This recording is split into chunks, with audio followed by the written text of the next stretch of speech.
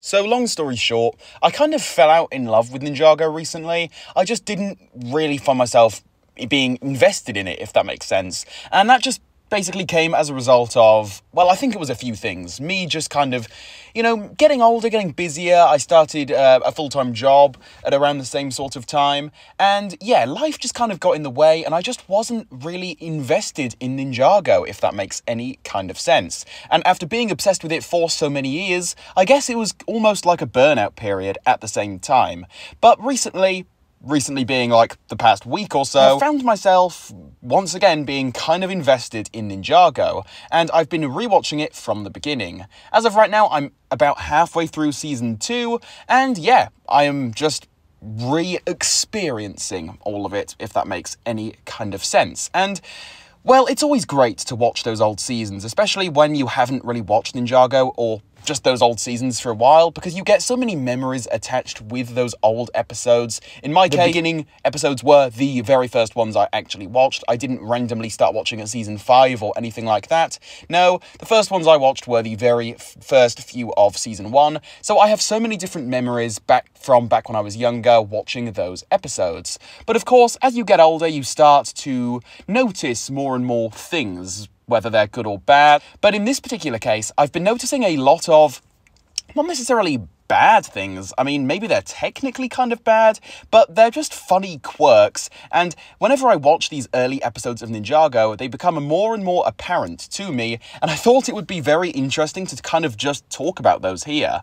Because what I'm really trying to get at isn't necessarily the fact that the whole story or, just the whole storyline, the execution of everything is bad. It's nothing like that, but it's more the technical sides of things. I'm talking animation errors and also just weird script choices, I suppose, because there are quite a few moments, especially in seasons 1 and 2, where a lot of the lines that the characters say just sometimes can feel quite out of character, because all of their characters are already established quite well, but it gets to a point where, despite these characters being well established, we get to a point where we can kind of expect what they're going to say. There are a few lines thrown in a fair few of these different episodes where it's just kind of like, really? That sounds really weird. Why did you just say that? And I think that a very good example of this would be Sensei Wu, because seriously, if you guys go back and watch some of these season 1, season 2 episodes, Sensei Wu is a really goofy fella. I just don't understand why they have him say some of the stuff he does. It's one of those things where,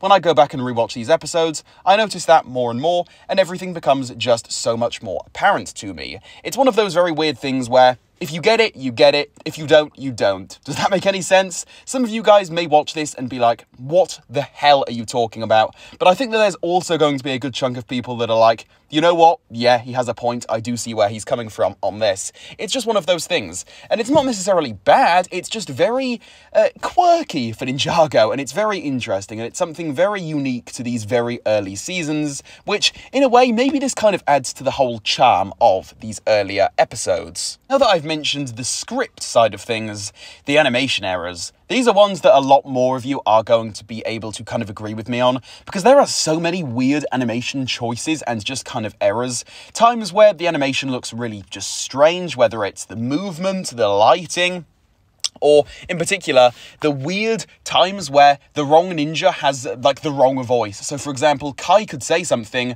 but Kai's voice is coming out of Cole's body, and it's actually animated as such. That happens absolutely so many times in season 1, to the point where it's not even just a silly quirk, it's actually a little bit off-putting watching some of these episodes, because it's just like, hang on a minute, didn't that just happen a few minutes ago as well as now? It's very strange, and I'm very surprised that it kind of slipped through the cracks for this long. It didn't just happen in episode 1 or anything, it happened throughout the entire season, leading into season 2 as well.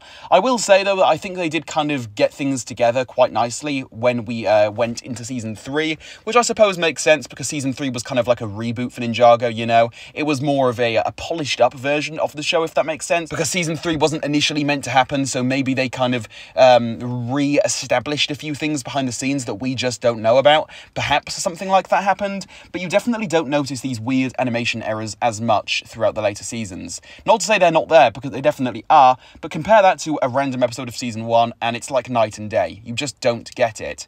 But with all of this being said, that's kind of everything I wanted wanted to talk about. It's one of these really weird video topics that only I could really come up with. It's just one of these weird, unique to me thoughts, I think, that I just sometimes have and find myself coming across when watching these episodes. But I'm sure that a lot of you out there can also see things from my perspective, and you guys can see where I'm coming from. It can't just be me, right?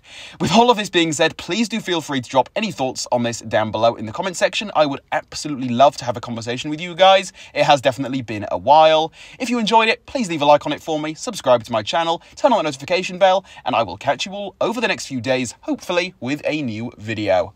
Goodbye.